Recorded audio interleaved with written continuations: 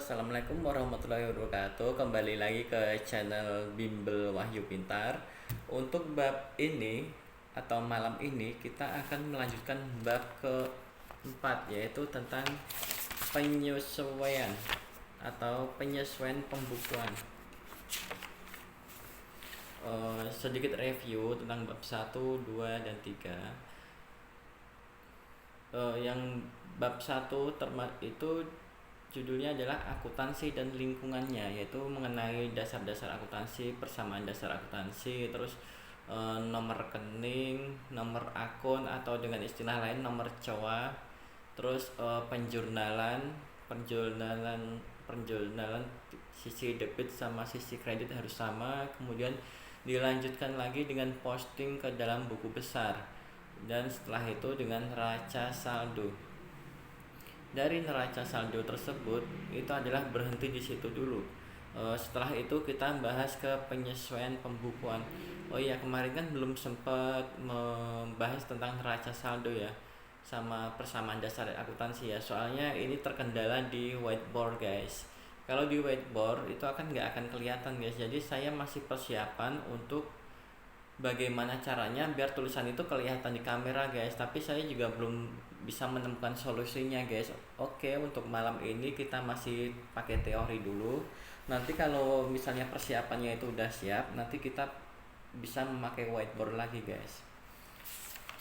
Oke, selanjutnya yang jadi pertanyaan, kenapa Kak, kenapa kok perlu dibuat jurnal penyesuaian Kak?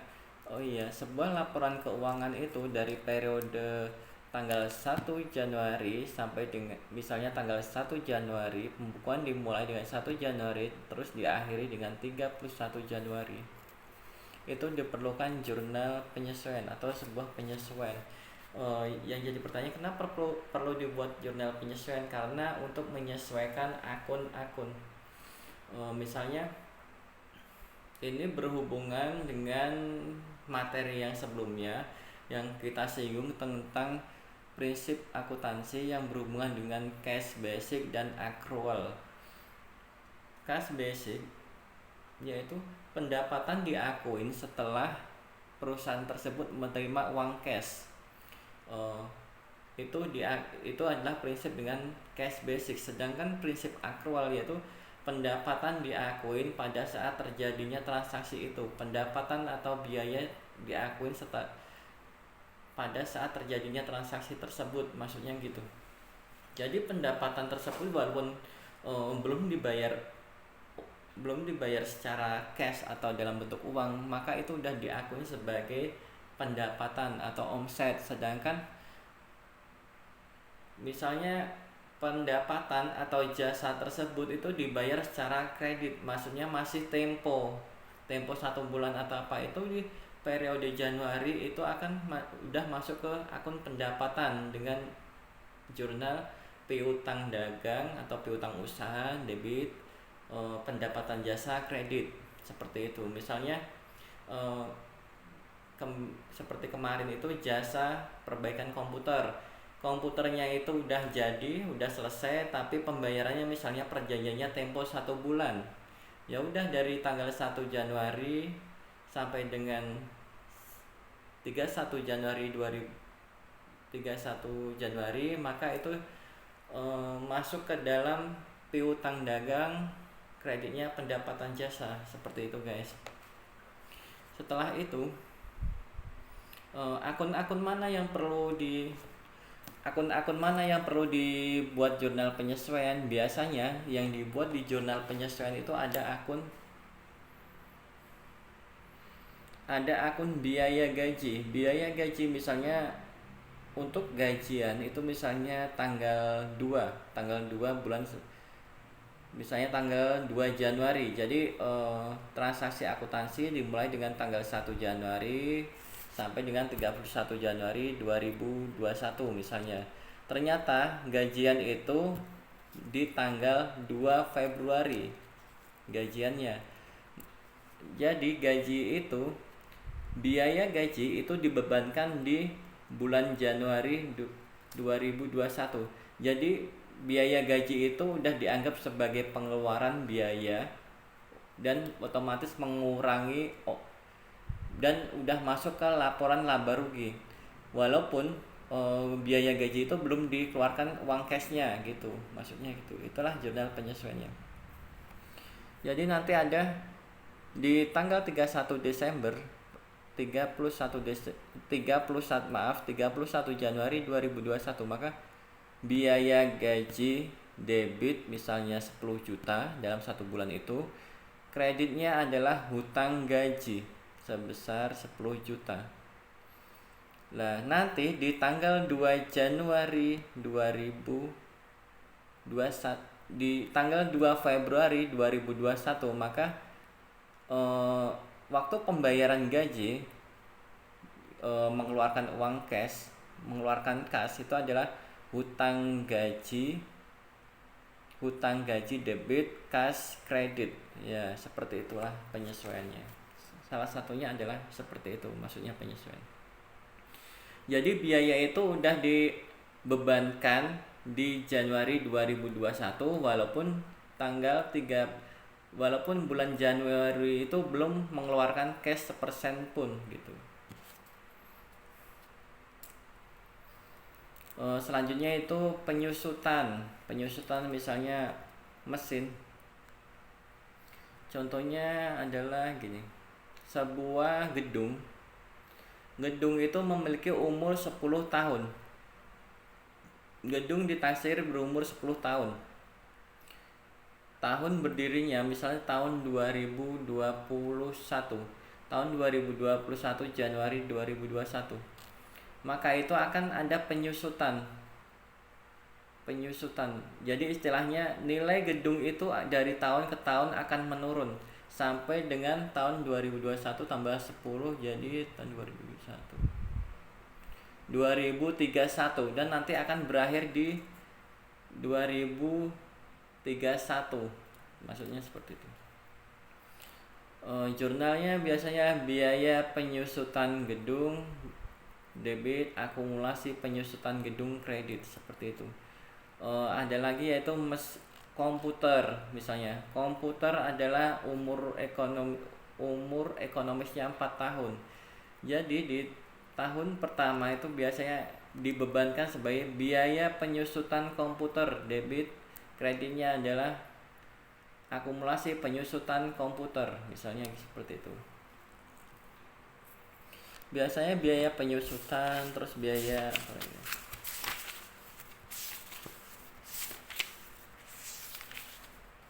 asuransi dibayar di muka gitu guys.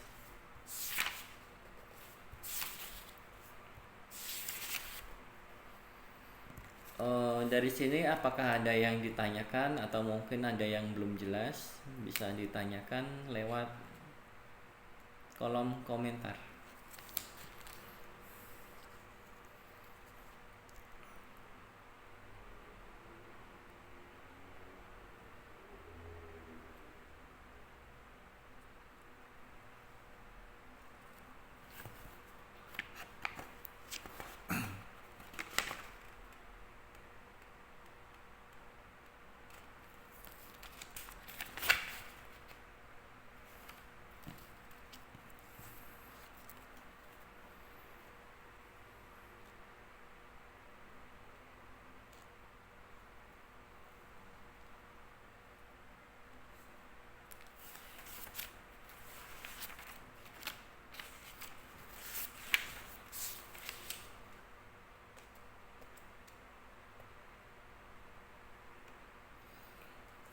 Lanjut kita singgung lagi tentang jurnal penyesuaian periode akuntansi. Apabila kita ingin mengetahui dengan pasti keberhasilan operasional perusahaan, maka yang cara paling ekstrim adalah dengan menghentikan operasi perusahaan, menjual semua aset, melunasi semua hutang, dan mengembalikan kas yang tersisa kepada para pemilik perusahaan.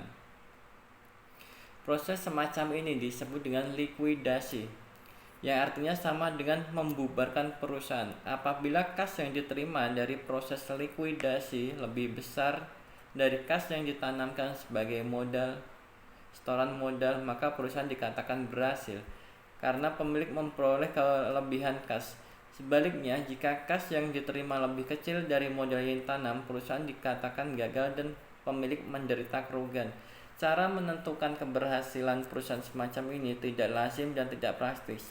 Penentuan keberhasilan atau kegagalan perusahaan tidak harus dilakukan dengan membubarkan perusahaan.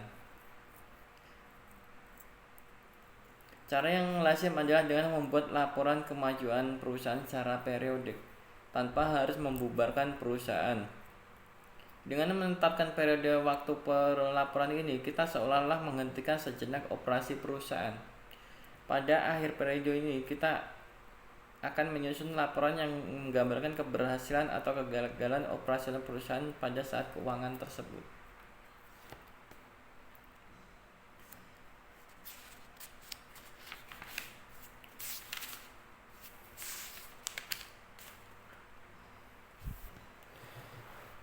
Oke, selanjutnya lagi penyesuaian atas pendapatan dan beban akan berdampak pada aset dan kewajiban.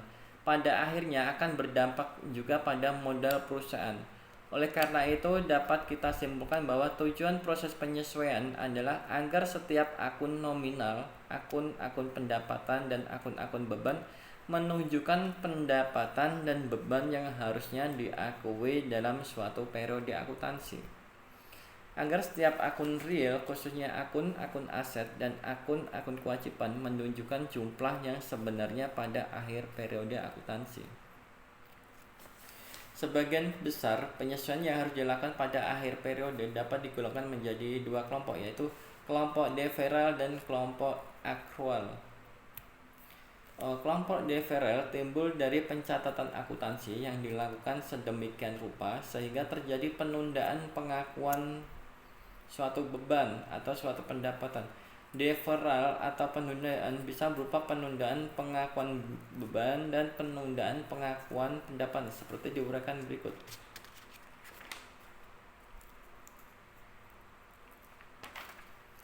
Beban dipotong adalah pos-pos yang pada awal terjadi dicatat sebagai aset tetapi diharapkan akan menjadi beban untuk kurun waktu tertentu atau melalui operasi normal perusahaan. Perlengkapan dan asuransi dibayar di muka yang disebut di atas adalah contoh beban ditunda. Ketika perusahaan membeli perlengkapan, transaksi ini dicatat dengan mendebit akun perlengkapan. Ketika perlengkapan dipakai, maka aset perlengkapan berubah menjadi beban perlengkapan. Hal yang sama ini terjadi pada asuransi dibayar di muka. Ketika perusahaan membayar premi asuransi yang akan berlaku untuk beberapa waktu ke depan, perusahaan mencatat dalam akun asuransi dibayar di muka. Dengan berlalunya waktu, maka sebagian demi sebagian aset itu berubah menjadi beban asuransi. Beban ditunda sering disebut dengan beban dibayar di muka.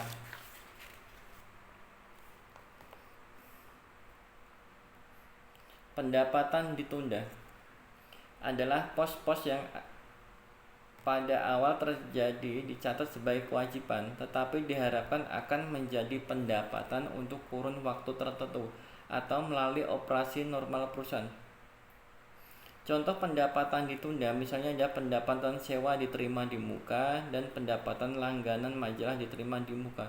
Ketika perusahaan menerima uang sewa dari si penyewa untuk beberapa bulan ke depan, perusahaan mencatat transaksi itu dengan mendebit kas dan mengkredit akun kewajiban yang disebut sewa dibayar di muka.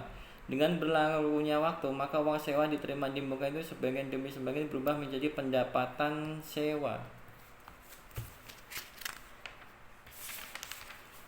Oke, demikian penjelasan dari kami. Semoga bermanfaat. Wassalamualaikum warahmatullahi wabarakatuh.